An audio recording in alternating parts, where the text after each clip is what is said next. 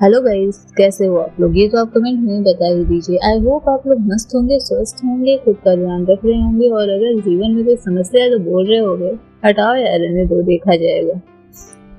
वैसे भी जीवन इसी तरह जिया जाता है, राइट? तो चलिए स्टोरी पर आ गए। हाँ, कैसे हो ये बताना मत भूलना। पिछले एपिसोड में हमने देखा कि अपूर्वा के पिता उसे घर से ही काम करने का फरमान सुनाते हैं, जिसके बाद अपूर्वा को ये डर रहता है कि अब स्नेहा भी घर आने वाली है, क्योंकि कोटेशन की सारी जानकारी स्नेहा को थी। स्नेहा अपूर्वा के मेंशन में कदम रखती है, जहां आरुष के साथ उसकी एक बार फिर से बॉन्डिंग देखने को मिलती है। वहीं ये सब अपूर्वा को बेचैन कर रहा था। अब आगे ब्रेकफास्ट के बाद अपूर्वा अपने स्टडी हॉल में आ गई। टेबल पर ढेर सारी फाइल बिखरी पड़ी थी। लैपटॉप स्क्रीन की रोशनी उसकी आंखों में अजीब सा दर्द दे रही थी। शरीर अब भी कमजोर था, लेकिन दिमाग ये मानने को तैयार नहीं था। अपनी कमजोरी से लड़ना कब का सीख लिया था अपूर्वा ने। दरवाजा हल्का सा खुला, जैसे कोई वहां खड़ा हो। हाथ में 2 कप कॉफी लिए स्नेहा अंदर आती है। तुम्हारी कॉफी स्ट्रॉन्ग बिना शक्कर, जैसे तुम्हें पसंद है। मैंने मांगा नहीं था, अपूर्वा ने रूड वे में बोलने की कोशिश की थी। टेबल पर कॉफी रख दी स्नेहा ने। हमेशा मांगा हुआ ही जरूरी नहीं होता। कभी कभी जो तुम्हें चाहिए वो तुम्हारे पास खुद भी आ जाता है, बस उस समय उसकी कद्र कर लेनी चाहिए। गहरी नजरों से अपूर्वा उसे देख रही थी, मानो कुछ बहुत बुरा कहना चाह रही हो। ऐसी बातें मत करो स्नेहा, काम की बातें करो। स्नेहा हंसती। काम ही तो कर रही हूँ। हाँ, नहीं तो तुम्हें कभी मेरा काम नजर क्यों नहीं आता? जब देखो तब हुकूमत चलाते रहती हो, कहीं की प्रिंसेस हो क्या? अपूर्वा गुस्से में उसे घूरने लगती है। अपूर्वा की ओर उसने हाथ बढ़ाया कॉफी उठाने के लिए, लेकिन उसी वक्त स्नेहा ने भी कप को एडजस्ट करने के लिए हाथ बढ़ाया और दोनों की उंगलियां हल्की सी छू गई। एक पल में ही मानो वक्त ठहर गया था। अपूर्वा की उंगलियों में ठंडक और स्नेहा की हथेलियों की गर्माहट मानो कोई बड़ा विस्फोट करने की क्षमता रख रही थी। नजरें टकरा रही थी, दिल धड़क रहे थे। मौसम सुहावना हो ही रहा था कि अचानक अपूर्वा ने सब कुछ पहले जैसा कर दिया। हाथ खींच लिया झट से उसने। I don't have time for this Sneha. तुम्हारे पास टाइम है, बस तुम खुद से भाग रही हो। तुम एक्सेप्ट क्यों नहीं करती चीजों को? अपूर्वा ने तीखी नजरें डाली, लेकिन अंदर कुछ पिघल रहा था। पता है अपूर्वा, तुम हमेशा जीतने की बात करती हो, लेकिन कभी कभी कुछ हार जरूरी होती है, ताकि हमें ये एहसास हो सके कि हम भी इंसान हैं। अपूर्वा की आंखों में कुछ हल्का सा चटका था। वो खुद को संभालना चाह रही थी, या यूं कहें कि खुद से लड़ रही थी। काम करो सिन्हा, यहाँ काम करने आई हो, काम करो और यहीं से चली जाओ। ऐसे कैसे इतना बेरहम हो सकता है कोई? स्नेहा हल्की मुस्कान से कॉफी का एक घूंट भरती है। तब तक तो नहीं जब तक तुम फिर से टूट नहीं जाती। मुझे तोड़ने आई हो? क्या मिलेगा मुझे तोड़कर तुम्हें? एक बार समझ नहीं भरा और यहीं पर स्नेहा की आवाज दब जाती है। आंखों में कुछ उभर आता है, लेकिन क्या अपूर्वा चाह कर भी नहीं पढ़ पाती। काम कर रही हूँ मैम, बस थोड़ा अलग तरीके से कर रही हूँ। और इसके साथ ही ये दोनों फिर से अपने काम में लग जाते हैं। स्टडी रूम की घड़ी की सुई धीरे धीरे आगे बढ़ रही थी। शांति इतनी कि घड़ी की सुइयों की भी आवाज गूंज रही थी। वक्त अपनी रफ्तार से आगे बढ़ रहा था और ये दोनों अपने काम में मशगूल थे। कोटेशन की बात करते हुए स्नेहा ने कहा कि कोटेशन के अनुसार हमें थोड़ी और मेहनत करनी होगी, क्योंकि प्राइस कम होने की वजह से थोड़ा लोड बढ़ सकता है, लेकिन एट द एंड प्रॉफिट भी हमें ही होना है। अपूर्वा एडमिरेशन से उसे देख रही थी, लेकिन कहाँ इसे कबूल करने वाली थी। कम से कम स्नेहा के सामने तो हरगिज नहीं। दिल कहाँ अपने हुनर से आगे की बात करता है। अपूर्वा लैपटॉप की स्क्रीन पर झुकी थी, आंख काम पर लेकिन दिमाग कहीं और। हाथ में पेन था जो टेबल पर ठक ठक ठक ठक की आवाज निकाल रहा था। सामने बैठी स्नेहा फाइल में उलझी थी कि अचानक बोल पड़ी, ये टेबल तुम्हारे गुस्से का शिकार क्यों बन रही है? बिना नजर उठाए अपूर्वा ने जवाब दिया, यहाँ काम करने आई हो, काम करो, मेरी आदतें गिनने नहीं आई हो सिन्हा। अगर तुम्हारी आदतों पर रिसर्च करूं तो शायद एक पूरी किताब लिख सकती हूँ। मिस मल्होत्रा की मुड़ी दुनिया। अपूर्वा एक बार फिर उसे घूरती है, दिलचस्प होगा, लेकिन मुझे लगता है कि तुम्हारे पास और भी बेकार चीजें हैं करने के लिए। हल्की मुस्कुराहट तैर गई थी स्नेहा के चेहरे पर। हाय, इस तरह के ताने में भी जब महबूब का प्यार छलके कोई क्या करे। सच कहूं, मेरे पास तुमसे बेहतर करने के लिए कुछ नहीं है। और इस बार अपूर्वा की नजरें थम गई। नजरों नजरों में जैसे कई बातें हो रही थी, कई इजहार हो रहे थे, कई इकरार हो रहे थे, लेकिन खामोशी में सिर्फ सवाल गूंज रहे थे। खामोशी चीखना चाहती थी, चिल्लाना चाहती थी इन दोनों पर। आधे घंटे तक दोनों अपने अपने काम में डूबे रहे। अचानक अपूर्वा ने अपनी उंगलियां अपनी कलाई पर कस ली, सिर हल्का सा झुक गया। स्नेहा ने देखा कि उसकी सांसें धीरे धीरे तेज हो रही थी। अपूर्वा, क्या हुआ? कुछ नहीं, काम करो। अपूर्वा, उसकी आवाज में थकान थी। स्नेहा फौरन उसके पास पहुंची। अपूर्वा ने झटके से उसे दूर कर दिया। I am fine Sinha.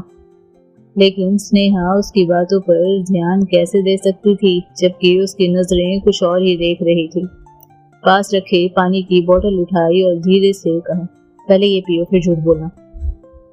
Apoorva गुस्से में उसे देख रही थी और स्नेहा के चेहरे की चिंता उसके दिल को राहत दे रही थी। बोतल पकड़ धीरे धीरे वो घूंट भर रहने लगी। स्नेहा ने हल्की आवाज में कहा था, कितना भी मजबूत दिखाओ स्नेहा, जानती है कि तुम क्या है। मैं तुम्हें पढ़ सकती हूँ अपूर्वा, आज से नहीं, सालों से। तुम मुझे पढ़ना बंद कर दो। स्नेहा मुस्कुरा बैठी, नहीं, तुम्हारी किताब बंद करने का कोई इरादा नहीं है। अपूर्वा को थोड़ा आराम करता देख स्नेहा खड़ी हुई, स्टडी रूम के चारों ओर घूमने लगी। एक शेल्फ थी जिस पर पुरानी किताबें, बिजनेस ट्रॉफी और कुछ यादगार चीजें रखी हुई थी।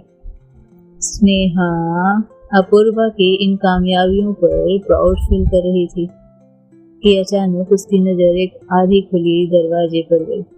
अपूर्वा का पर्सनल रूम। जैसे ही उसने दरवाजा खोला, हल्की अंधेरी रोशनी में एक कमरा, बेहद सलीके से सजा हुआ लेकिन उदासियों में डूबा हुआ, अपूर्वा के इस व्यक्तित्व को बखूबी दर्शा रहा था। चारों ओर अपने उदासी फैला रखी थी इस लड़की ने, जैसे कि यही इसकी सच्चाई हो। एक बड़ी खिड़की से हल्की ठंडी हवा अंदर आ रही थी, पर्दे हल्के हिल रहे थे। दीवार पर लगी कुछ तस्वीरें पुरानी यादों को जता रही थी। एक तस्वीर को अपूर्वा गौर से देखती है। दूसरी तस्वीर में वो अकेली थी, मुस्कुराती हुई, और एक में अपने परिवार के साथ खिलखिलाती हुई।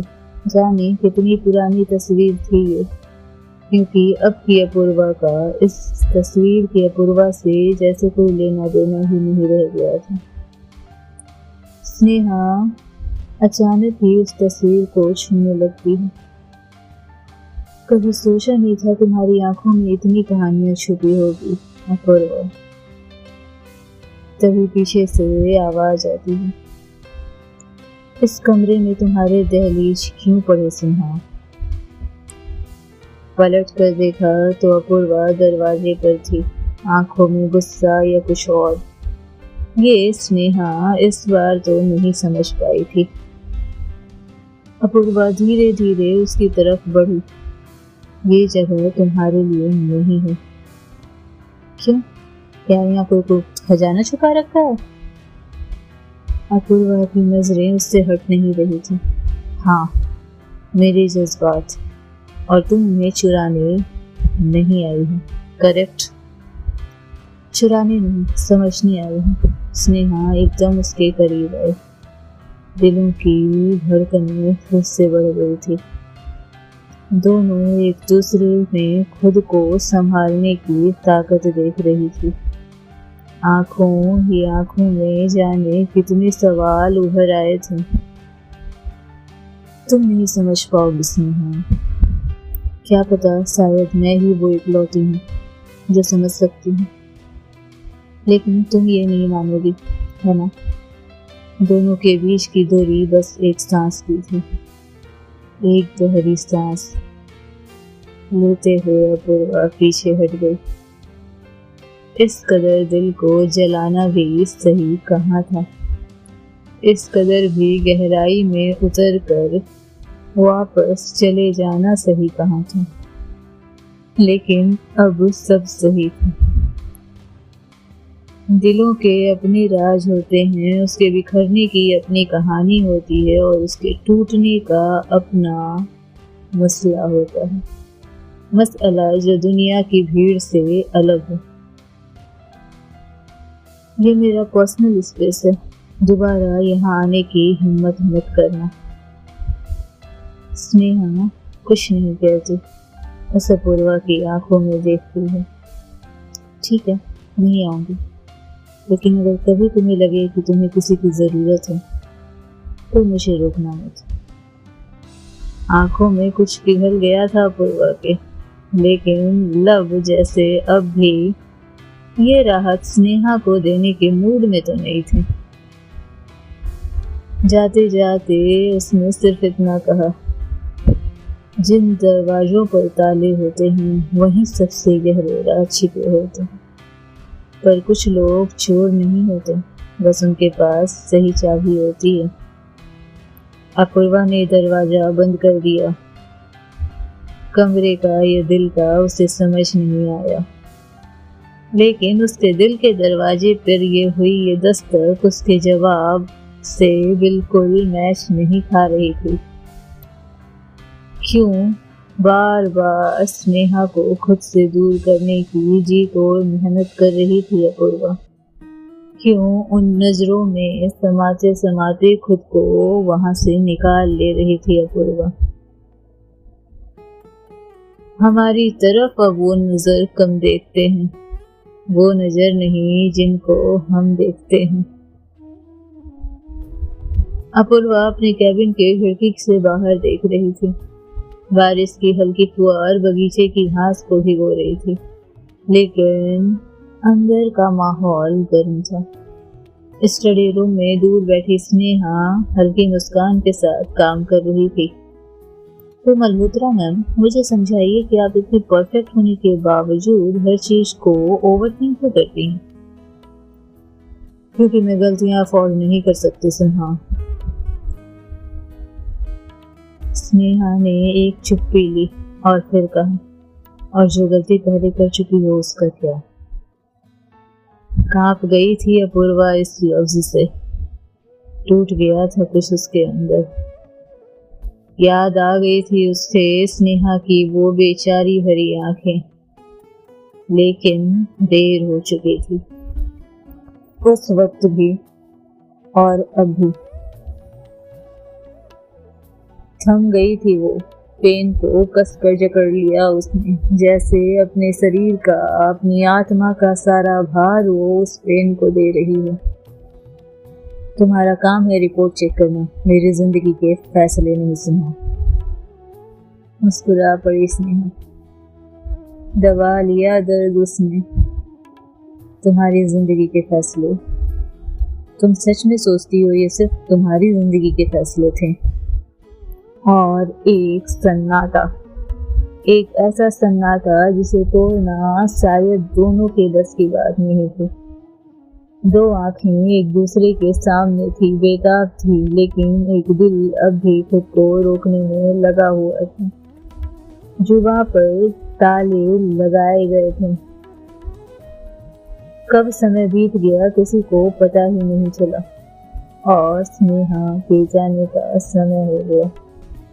वो निकल गई थी अपूर्वा के घर से अपने घर के लिए, और अपने कमरे में वापस आते हुए अपूर्वा यादों के किसी मंजर में खो गई थी। 17 साल पुरानी याद जो अब भी उसका पीछा नहीं छोड़ पाई थी। कमरे में पहुंचते ही अपूर्वा को अविनाश का कॉल आता है। हे बेबी, व्हाट्सअप। अपूर्वा धीमी आवाज में, जैसे बात करने की उसकी कोई इच्छा ही नहीं थी। नहीं तो इस संडे पार्टी चले? मेरे फ्रेंड ने एक पार्टी ऑर्गेनाइज की है, तुम आओगी तो हमें अच्छा लगेगा। स्नेहा के करीब होने का एहसास डरा रहा था अपूर्वा को, और इसी को याद करते हुए उसने पार्टी के लिए हाँ कर दिया। किसी और के करीब जाने से यदि दिल की तलखी मिटती तो यकीनन महबूब इतना तो खुदा ना होता। कैसे वो भूल पाएगी उन चीजों को। 1 दशक का समय बीत चुका था। यादें अब भी मानो उसके जेहन को कुरेदती थी हर दिन। उसकी हवेली का एक कमरा उन यादों से बंद था, जिसे खोलने की हिम्मत आज तक कोई नहीं कर सका था। उस प्यारी बच्ची के अंदर कितने ही बदलाव भर दिए थे जमाने ने, और अब वो एक पत्थर बन चुकी थी। ऐसी पत्थर जिसे तोड़ना इतना भी आसान नहीं था। दूसरे दिन काम करते करते दोपहर तक का समय बीत गया। आज न स्नेहा ने अपूर्वा को परेशान किया, न उससे कुछ बात कही। अपूर्वा को थोड़ा अजीब लगा, लेकिन वो इग्नोर करती है।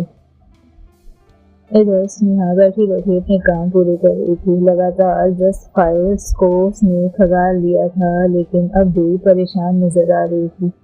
और स्नेहा की ये परेशानी मानो अपूर्वा को अम्यूज कर रही थी। वो हैरान परेशान स्नेहा आराम पहुंचा रही थी अपूर्वा के दिल को।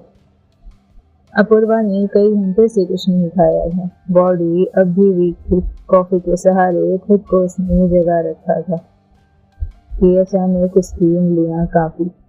वो कुर्सी से उठने लगी, मगर सर चक्कर से नीचे गिर पड़ा। झट से आगे बढ़ी स्नेहा। अपूर्वा! बैलेंस बिगड़ गया था अपूर्वा का। गिरने ही वाली थी कि स्नेहा ने उसे थाम लिया, और कमर पर स्नेहा के हाथ पड़ते ही अपूर्वा के शरीर में बिजली दौड़ पड़ी। इतनी करीब थी स्नेहा उसके कि जैसे अब मौत भी आ जाए तो कोई गम ना हो उसे। आंखों में उसके लिए चिंता देख अपूर्वा हल्का मुस्कुरा देती है। बाहों में बंधी अपूर्वा स्नेहा के लिए धीरे से आंखें खोलती है। मैं ठीक। अपूर्वा ने इतना ही कहा कि स्नेहा ने उसकी कमर को कसकर पकड़ लिया। तुम ठीक हो? रियली? कितने घंटे से कुछ खाया नहीं तुमने? कॉफी पर जिंदा हो और अभी अभी बेहोश होने वाली थी। कर क्या रही हो तुम खुद के साथ? क्या दिखाना चाहती हो तुम अपूर्वा मल्होत्रा? हर चीज से सिर्फ तुम्हें फर्क पड़े। तुम्हें ऐसा क्यों लगता है? क्यों लगता है कि सामने वाले के अंदर कोई फीलिंग नहीं होती? क्यों लगता है कि तुम इस साम्राज्य की इकलौती ऐसी क्वीन हो जिसके अंदर फीलिंग्स भरी पड़ी है? अपूर्वा खुद को छुड़ाने की कोशिश नहीं करती, बस देख रही थी उन आंखों में, देख रही थी उन होठों को जिस पर शिकायतें ही शिकायतें थी। स्नेहा प्लीज नहीं, फाइन, पहले कुछ खाओ फिर छोड़ दूंगी। तुम मुझे ब्लैकमेल कर रही हो स्नेहा, पुरानी आदत है, याद नहीं तुम्हें? कहते हुए स्नेहा उसके करीब जाती है। अगर यही तरीका है तुम्हें खिलाने का तो हाँ, मैं तुम्हें ब्लैकमेल कर रही हूँ, तुम मुझे मना भी नहीं कर सकती, है ना अपूर्वा? सिहर गई थी अपूर्वा की आत्मा, नाचने लगी थी उसकी रूह। खिड़की के बाहर का समा मानो गवाही दे रहा था इन दोनों के करीब होने का, और ठंडी हवा के झोंके जलने इन दोनों के बीच लगी आग को बुझाने की जी तोड़ कोशिश कर रहे थे। आग एक बार फिर से सुलग रही थी दोनों के अंदर, बनने वाली थी कोई एक ऐसी कहानी मानो जो बरसों पहले अधूरी रह गई थी। कहानी को पूरा होना ही है, कहानी का अंत खूबसूरत हो सकता है लेकिन पूरा तो होना ही है। मोहब्बत इस कदर ही अधूरी कहाँ रहती है, वो चांद है तो अक्स भी पानी में आएगा, किरदार खुद उभर के कहानी में आएगा। आगे क्या होना था इन दोनों के बीच जानने के लिए सुनते रहें कन्फेशन का अगला चैप्टर। तब तक के लिए स्वस्थ रहें, मस्त रहें, खुश रहें और अपने आजू बाजू वाले लोगों को भी खुश रखने की कोशिश करें। Take care, love you.